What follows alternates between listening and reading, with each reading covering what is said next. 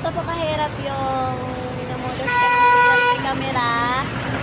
Minamodus ka ng Colto na gumagamit ng security camera with audio. Kahit mahingi ka, hindi ka mabibigyan. Mabibenta ka at hindi ka mabibilhan. Tingnan mo, kanina pa ako dito. Walang bumibili.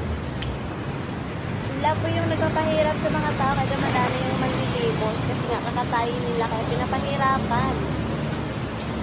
At pag nagtatrabaho yan, hindi yan sila patanggap pag nag-a-apply.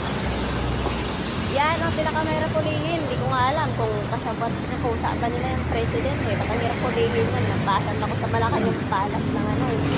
Wala naman. Pinaliwala. Pati sa Rabitol po ayaw ko pasukin ng guard. Yan ang mahirap pulihin. Nangunga yan ng tao. Kaya mag-ingat kayong lahat. Magsimba kayo. At pag yung naglalasala kayo lang pililigtin. Pinakabitay. As if, nagliligtin.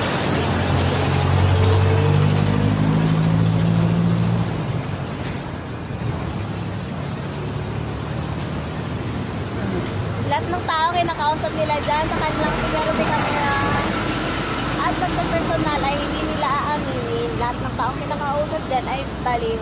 Alam mo kung bakit? Bakit daw naniniwala sa kanila? Wala naman sila sa harap.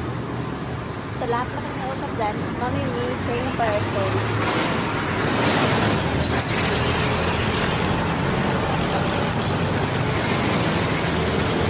Saan po?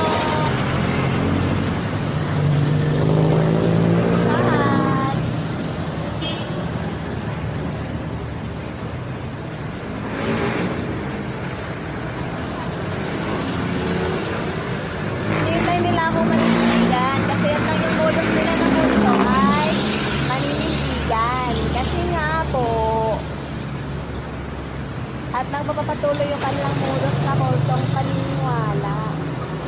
Maghahaksik sila ng lagim dito sa Pilipinas pag lahat kayo ay nakikinig dyan.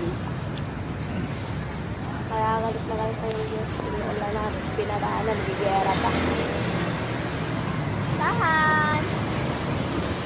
Pag oras na ako dito, wala pa yung bumibili. Pinapahirapan nyo nila, kaya naman maliliwas, biglang nawawala. Iniitad-itad nila yan. Ay, pinatangkat na kasi ng relatives nila eh. Ganon na sila. Hindi naman baliw yung iba, nabaliw ng ito. Yung sobrang dungis na talaga. Paano sa mga ligo eh? Pag nangingi ng tubig, okay, may bili, ayaw pagbibigyan.